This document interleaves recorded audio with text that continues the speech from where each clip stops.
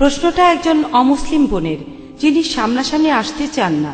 তার প্রশ্নটা হলো, হিন্দু আর মুসলমানদের উপাসনার নিয়মের মধ্যে কোন কোন ব্যাপারে মিল রয়েছে।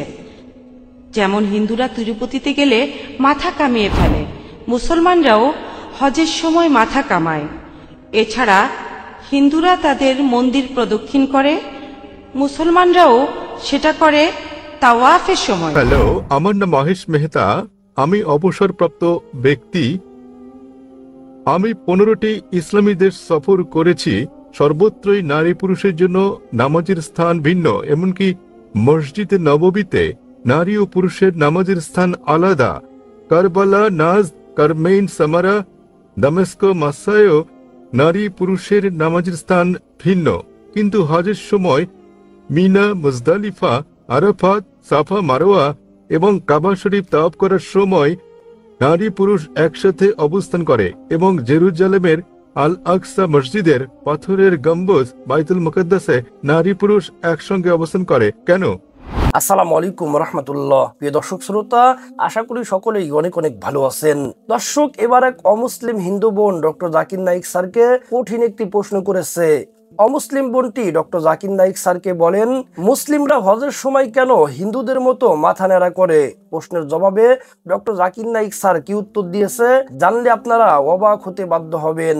দর্শক শ্রোতা, বিস্তারিত গুরুত্বপূর্ণ আরো তথ্য থাকছে পুরো ভিডিও জুড়ে। পুরো ভিডিওটি দেখলেই সবকিছু বুঝতে পারবেন ইনশাআল্লাহ। তো দর্শক, চলুন বিস্তারিত দেখে আসি।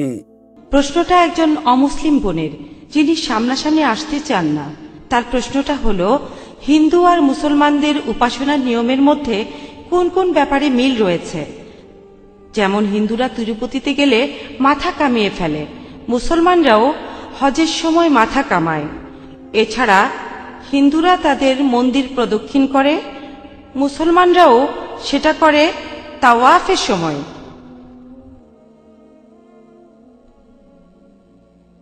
বোন একটা সুন্দর প্রশ্ন করেছেন যে হিন্দু আর মুসলমানদের উপাসনার মধ্যে কোন কোন ব্যাপারে মিল রয়েছে, আর উদাহরণও দিলেন হিন্দুরা যখন তীর্থস্থানে যায় তখন তারা মাথা কামায়, আর মুসলমানরাও যখন হজে যায় তাদের মাথা কামায়। তারাও প্রদক্ষিণ করে, আমরাও প্রদক্ষিণ করি। উপাসনার নিয়মে অনেক মিল রয়েছে। এখন মাথা কামানোর কথাটা আমি বলি। আর আমরা মুসলমানরা আমরা যখন হজে যাই আমরা আমাদের মাথা কামাই, এটা বিনয় দেখানোর জন্য, নম্রতার জন্য, যে আমরা আমাদের সৃষ্টিকর্তার কাছে বিনয় দেখাচ্ছি। আর চুল দিয়ে আমরা সবাই স্টাইল দিই, এজন্য আপনারা অনেক ছেলে আর মেয়েকে দেখবেন চুল দিয়ে বিভিন্ন স্টাইল দিতে। যখন আমরা মাথা কামাই তখন আমরা বিনয় দেখাচ্ছি, আর এই বিনয়টা শুধু মহান সৃষ্টিকর্তার কাছে। আর হিন্দুইজমেও মাথা কামানোর একটা নিয়ম আছে, বিনয়ের জন্য সাদৃশ্য আছে। এবারে প্রদক্ষিণ করা, আমরা যে কারণে প্রদক্ষিণ করি, মানুষ বলে যদি ইসলাম মূর্তি পূজার বিরোধী হয় তাহলে আপনারা কেন কাবাকে প্রদক্ষিণ করেন, কেন কাবাকে সিজদা করেন, কাবাকে কি উপাসনা করেন? আর হিন্দুরা প্রদক্ষিণ করে যখন তারা পূজা করে। হিন্দু আর মুসলমানদের প্রদক্ষিণ করাটা একরকম দেখালেও ব্যাপারটা আসলে আলাদা। আমাদের নামাজের সময় কাবার দিকে সিজদা করি, এটা হলো একটা দিক নির্দেশ, আমাদের কিবলা। কাবা হলো কিবলা। আমরা নামাজ পড়ার সময় কাবার দিকে ফিরে নামাজ পড়ি। এখন যদি এখানে নামাজ পড়তে চান, কেউ বলবে উত্তর দিকে, কেউ বলবে দক্ষিণ, কেউ পূর্ব, আর কেউ পশ্চিম। আমরা একতার জন্য সবাই একদিকে ফিরে নামাজ পড়ি। তাহলে যারা পশ্চিমে থাকে তারা পূর্ব দিকে, পূর্বের লোক পশ্চিমে, উত্তরের লোক দক্ষিণে, আর দক্ষিণের লোক উত্তরে ফিরে দাঁড়ায়। আর যদি আপনারা ভালো করে দেখেন, পৃথিবীর ম্যাপ, প্রথম পৃথিবীর ম্যাপ তৈরি করেন আল ইদরিসি 1154 সালে। মুসলমানরা যখন এই ম্যাপ এঁকেছিল, উত্তর মেরু ছিল নিচে আর দক্ষিণ মেরু উপরে, তখনও কাবা ছিল কেন্দ্রে। আর পরে পশ্চিমারা এই ম্যাপটা আঁকলো, তার ম্যাপটা উল্টে দিল, উত্তর মেরু উপরে, দক্ষিণ মেরু নিচে, তারপরে কেন্দ্রে কাবা আছে। আমরা কেন কাবার চারপাশে প্রদক্ষিণ করি? কারণ আল্লাহ বলেছেন আর নবীজি বলে গিয়েছেন। আমার নিজের যুক্তিতে যেটা মনে হয়, প্রত্যেক বৃত্তেরই একটা কেন্দ্র থাকে। আর যখন আমরা কাবার চারপাশে প্রদক্ষিণ করি, আমরা সাক্ষ্য দেই যে মহান স্রষ্টা কেবলমাত্র একজনই।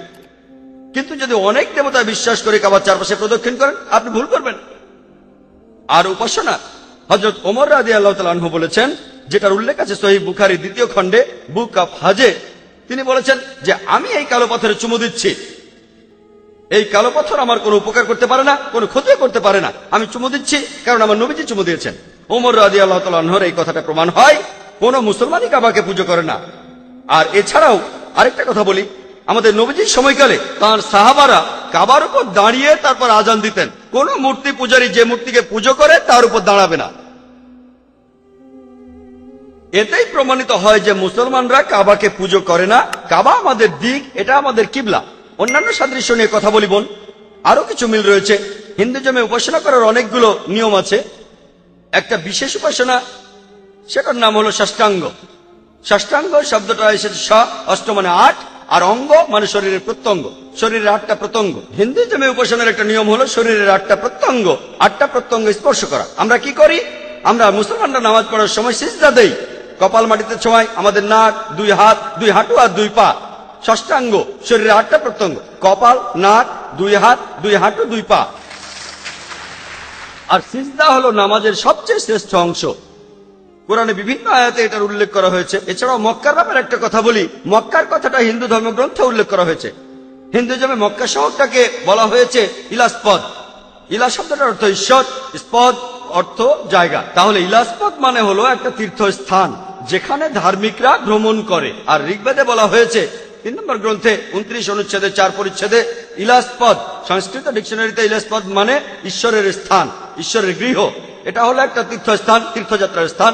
একই কথা পবিত্র কোরআনে সূরা আলে ইমরানের 96 নম্বর আয়াতে উল্লেখ আছে। সর্বপ্রথম গৃহ প্রতিষ্ঠিত হয়েছিল বাক্কায়, এটা মক্কার আরেকটি নাম। তাহলে হিন্দু ধর্মগ্রন্থগুলোতে মক্কার কথা বলা হয়েছে। সেখানে বলা আছে এই ইলাস্পদ অবস্থিত হবে নবপৃথিবীতে, অর্থাৎ পৃথিবীর কেন্দ্রে। আগে আপনাদের বলেছি যে কাবা আছে পৃথিবীর কেন্দ্রে। তারপর দেখবেন কয়েকটা পরিচ্ছেদ পরে ঋগ্বেদের 3য় গ্রন্থ 29 অনুচ্ছেদের 11 পরিচ্ছেদে নরশংসা কথাটা বলা হয়েছে যে নবীকে প্রশংসা করা হয়। এখন ইলাস্পদের পাশাপাশি নবীর কথাও সেখানে বলা হয়েছে। এখানে পরিষ্কার বলা আছে যে হিন্দুজমে তীর্থস্থানগুলোর একটি হলো মক্কা। আশা করি উত্তরটা পেয়েছেন। হ্যালো, আমার নাম মহেশ মেহতা। আমি অবসরপ্রাপ্ত ব্যক্তি। আমি 15টি ইসলামী দেশ সফর করেছি। সর্বত্রই নারী পুরুষের জন্য নামাজের স্থান ভিন্ন। এমনকি মসজিদে নববীতে নারী ও পুরুষের নামাজের স্থান আলাদা। কারবালা, নাজ, কারমেইন, সামারা, দামেস্ক, মাসায়ও নারী পুরুষের নামাজের স্থান ভিন্ন। কিন্তু হজের সময় মিনা, মুজদালিফা, আরাফাত, সাফা, মারোয়া এবং কাবা শরীফ তাওয়াফ করার সময় নারী পুরুষ একসাথে অবস্থান করে এবং জেরুজালেমের আল আকসা মসজিদের পাথরের গম্বুজ বাইতুল মুকদ্দাসে নারী পুরুষ একসঙ্গে অবস্থান করে কেন? ভাই মহেশ মেহতা একটা সুন্দর প্রশ্ন করেছেন এবং আমরা মহেশ মেহতাকে জানি অনেক বছর ধরে। আইআরএফ এর শুরুর পর থেকেই মাশাআল্লাহ তিনি এমন ব্যক্তি যিনি একজন অমুসলিম হয়েও আমাদের ক্যাসেট নিয়ে থাকেন। 1991 সালে আমরা যখন শুরু করি তখন থেকে বেশিরভাগ ক্যাসেটই তিনি নিয়েছেন এবং আমার ধারণা তিনি যে কোনো মুসলমানের চেয়ে আইআরএফ এর ক্যাসেট বেশি দেখেছেন। তিনি প্রশ্ন করেছেন যে তিনি যখন বিশ্বের বিভিন্ন মসজিদে গেছেন বেশিরভাগ জায়গায় নারী এবং পুরুষের নামাজের এলাকা আলাদা আলাদা। তবে যখন তিনি হজ দেখেছেন তখন তিনি দেখেছেন যে মক্কা, মিনা, মুজদালিফায় নামাজের জায়গায় একই, নারী ও পুরুষ একসাথে আলাদা আলাদা নয়। ভাই যেটা বুঝতে পারেননি তা হচ্ছে সর্বত্রই, এমনকি মক্কা, এমনকি মুজদালিফা, এমনকি মিনায় নামাজের জায়গা আলাদা আছে। তবে পরিস্থিতির কারণে, উদাহরণস্বরূপ যখন আমরা মক্কা যাই এবং সেখানকার একটা গুরুত্বপূর্ণ করণীয় তাওয়াফ করা, যখন তাওয়াফ করা হয় তাওয়াফের জন্য নারী পুরুষের পৃথক কোনো জায়গা নেই। সে কারণে তাওয়াফের সময় নারী পুরুষের পৃথক এলাকা থাকে না। তবে তাওয়াফ শেষ হওয়ার পর স্বাভাবিকভাবেই নারী ও পুরুষের জন্য ভিন্ন ভিন্ন নির্ধারিত এলাকা রয়েছে, এমনকি মক্কাতেও। তবে যখন তাওয়াফ করা হয় তখন যদি নামাজের সময় হয় কিছু কিছু মহিলা নির্ধারিত এলাকায় যেতে না পেরে তারা হয়তো এমন এলাকায় দাঁড়ান যা নারীদের জন্য নির্ধারিত নয়। সে কারণে এমন ঘটনা ঘটে। এরকম পরিস্থিতিতে আমরা দেখতে পাই কিছু কিছু মহিলা হয়তো পুরুষদের এলাকায় মিশে গেছে। তবে দূরবর্তী এলাকায় গেলে আপনি এটা দেখতে পাবেন, মাতাপ এলাকায় নয়। আপনি দেখবেন নারীদের জন্য পৃথক নির্ধারিত এলাকা রয়েছে এবং পুরুষদের জন্য আলাদা রয়েছে। সাধারণ মসজিদে আমাদের আছে, নারী ও পুরুষদের জন্য পৃথক প্রবেশদ্বার আছে। হারামে এমনকি নারীদের জন্য পৃথক এলাকা আছে। তবে যখন তারা তাওয়াফ করেন তখন পুরুষদের সাথে মিশে যেতে বাধ্য হন, কিন্তু যখন তারা নামাজ আদায় করবেন তখন পৃথক এলাকায় করবেন। তবে সময়ের অভাবে তারা নির্দিষ্ট এলাকায় পৌঁছাতে না পারার কারণে নির্দিষ্ট কিছু এলাকায় নারী এবং পুরুষদের একসঙ্গে দেখা যেতে পারে। এরকম ঘটনা আপনারা দেখতে পাবেন মিনায় একই রকম মুজদালিফায় এবং মিনায়ও আপনি নারী ও পুরুষের এক সারিতে দাঁড়িয়ে এরকম দেখতে পাবেন না, কারণ তারা ছড়িয়ে ছিটিয়ে থাকে। এটা একটা বড় এলাকা, কারণ তাদের পরিবারের সঙ্গে আসেন। একইভাবে যখন তারা হারামে আসেন, মক্কায় পরিবারের সঙ্গে আসেন, তো যেহেতু পরিবারের সঙ্গে আসেন তারা একটা নির্দিষ্ট জায়গা বেছে নেন। ধরেন একটা এলাকা 100 একর হতে পারে, এর অর্ধেক পুরুষদের জন্য, বাকি অর্ধেক নারীদের। সেক্ষেত্রে পরিবারগুলো একত্র থাকতে পারে না। অন্যান্য মসজিদগুলোতে সেগুলো ছোট হওয়ার কারণে সহজে নামাজ পড়ার জায়গা পৃথক করা যায়। প্রবেশের পথ আলাদা, বের হওয়ার পথ আলাদা, এবং বাইরে তারা পরিবারের সঙ্গে মিলতে পারে। এতে গেল মুজদালিফা আর আরাফাত ময়দান শত শত একরের। হজ পালনের জন্য পরিবার একত্রে আসে। তারা যখন অবস্থান করে আরাফাত, মিনা, মুজদালিফায়, তখন এমনকি নামাজের সময় নারী পুরুষ একই সারিতে দাঁড়ায় না। সেখানে পৃথক এলাকা আছে, তবে এরিয়া ছড়ানো ছিটানো, সে কারণে এটা মনে নাও হতে পারে যে তারা আলাদা। তবে আপনি মসজিদে খায়েফে গেলে, অর্থাৎ মিনা অথবা আরাফাতে মসজিদে নামরায় গেলে, অন্যান্য মসজিদের মতো নারী পুরুষের পৃথক ব্যবস্থা দেখতে পাবেন। কারণ যখন তারা একটা বৃহৎ জামাতে নামাজ পড়ে, একটা বড় এলাকায় পরিবার সঙ্গে থাকলে এটা আরো কঠিন। অন্যথায় নারী ও পুরুষ সবসময় পৃথক থাকার কথা, পৃথক কিন্তু সমান সুযোগ। কেন? কারণ হচ্ছে যাতে তারা আল্লাহ সুবহানাহু ওয়া তাআলার প্রতি মনোনিবেশ করতে পারেন। সেজন্য নারী ও পুরুষের সহাবস্থান না থাকাই ভালো। আশা করি উত্তরটা পেয়েছেন। দর্শক, আশা করি পুরো ভিডিওটি দেখেছেন এবং ডক্টর জাকির নাইক স্যার কি উত্তর দিয়েছে আপনারা বুঝতে পেরেছেন। কিছু অমুসলিম ভাই বোনেরা ডক্টর জাকির নাইক স্যারকে কঠিন প্রশ্ন করে দমিয়ে রাখতে চায়, কিন্তু তারা জানে না ডক্টর জাকির নাইক স্যারের মেধার স্পিরিট কত। পৃথিবীর কোনো কম্পিউটার দিয়ে ডক্টর জাকির নাইক স্যারের মেধা পরিমাপ করা যাবে না। সুবহানাল্লাহ, আলহামদুলিল্লাহ। দর্শক শ্রোতা, আপনারা সকলেই জীবন্ত কম্পিউটার ডক্টর জাকির নাইক স্যারের জন্য দোয়া করবেন। আল্লাহ পাক রব্বুল আলামিন যেন ডক্টর জাকির নাইক স্যারকে হায়াতে তৈয়্যিবা দান করেন। তো দর্শক, ভিডিওটি এ পর্যন্তই। ভিডিও নিয়ে যদি আপনাদের কোনো মন্তব্য থেকে থাকে, আপনাদের মূল্যবান মন্তব্য অবশ্যই কমেন্ট সেকশনে জানিয়ে দিবেন। ভিডিওটি ভালো লাগলে লাইক এবং শেয়ার করে দিয়েন। আর হ্যাঁ, নিত্য নতুন ইসলামিক ভিডিও পেতে চ্যানেলটি সাবস্ক্রাইব করতে ভুলবেন না। ভালো থাকুন, সুস্থ থাকুন, এই দোয়া রইল। বেঁচে থাকলে দেখা হবে পরের ভিডিওতে। আল্লাহ হাফেজ।